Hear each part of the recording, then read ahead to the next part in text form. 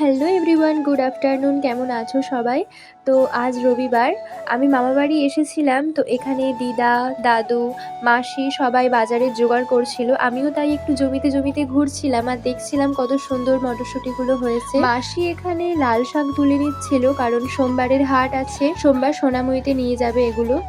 আমিও একটু হেল্প করছিলাম। আমাকে মাসি বলল এগুলো নিয়ে একটু ধুয়ে দিতে। তো এই শাকটা ওপরানোর পর আবার এটা জলে একবার ধোয়া হলো, তারপরে আবার একবার ধোয়া হবে পরিষ্কার করে। আমি একটা একটা করে আঁটি নিয়ে নিয়ে ধুয়ে নিচ্ছিলাম, যাতে কোনো আঁটিতেই কাদা মাটি না জড়িয়ে থাকে, তাহলে দেখতেও খারাপ লাগবে আর কাস্টমারেরও পছন্দ হবে না। আর তারপরে ধোয়া হয়ে যেতে আমি একটা একটা করে শাকগুলোকে জল ঝরার জন্য রেখে দিয়েছিলাম। এখানে আছে লাল শাক, এটা ধনে শাক, বেগুন তোলা হয়েছিল আর তোলা হয়েছিল বিনস।